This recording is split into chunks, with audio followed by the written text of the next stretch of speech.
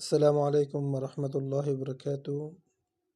রসুল সাল্লাহ ইসলাম আমাদেরকে এই দোয়া শিখিয়ে দিয়েছেন যেন আল্লাহ কাছে আমরা এই দোয়া করি যেন আমাদের সামনে রমজান মাস, এই রমজান মাসকে পাওয়ার জন্য, এই রমজান মাসে পরিপূর্ণ ইবাদত করার জন্য যেন আমরা পারি। সেজন্য হুজুর সাল্লাহ ইসলাম যখন রজব মাস আসতেন এই দোয়াটি পাঠ করতেন, আল্লাহুম্মা বারিক লানা ফি রাজাব ওয়া শাবান ওয়া বাল্লিগনা রমাদান।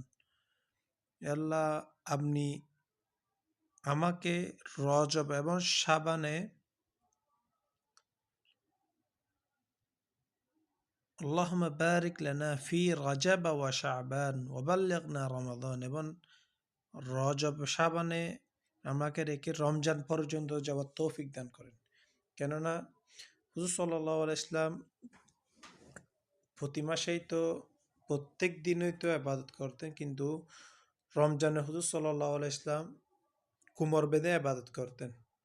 মানে হুজুর সাল্লাল্লাহু আলাইহি ইসলাম এমনি সাধারণত যে ইবাদত করতেন তার থেকে বেশি ইবাদত এই রমজান মাসে করতেন। সেজন্য হুজুর সাল্লাল্লাহু আলাইহি ইসলাম রমজান পর্যন্ত পৌঁছানোর জন্য আমাদের জন্য এই দোয়াটি শিখিয়ে দিয়েছেন, এবং হুজুর সাল্লাল্লাহু আলাইহি ইসলাম নিজেই পাঠ করতেন, আল্লাহুম্মা বারিক লানা ফি রাজাব ওয়া শাবান ওয়া বাল্লিগনা রমাদান।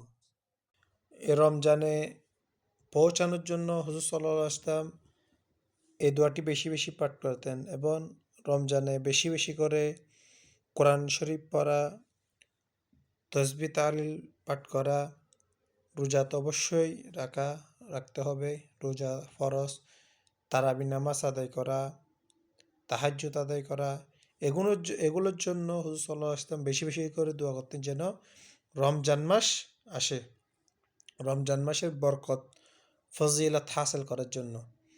আর ইমাম আবু হানিফা রহমতুল্লাহ আলাই, যাদের আমরা চার ইমামের মধ্যে একজন ইমাম মানি, একজন হচ্ছে হজরত ইমাম আবু হানিফা রহমতুল্লাহ আলাই। হজরত ইমাম আবু হানিফা রহমতুল্লাহ আলাই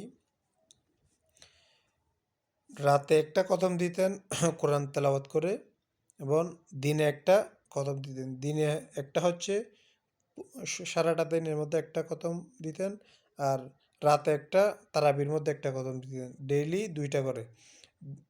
আর 30 দিনে 60টি 60টি খতম দিতেন ইমাম আবু হানিফা রহমতুল্লাহ আলাই। আর আমরা পুরা রমজান মিলে আমরা কয়জনেই কত ভাড়া করতে পারি, অথবা কয় খতম দিতে পারি? এক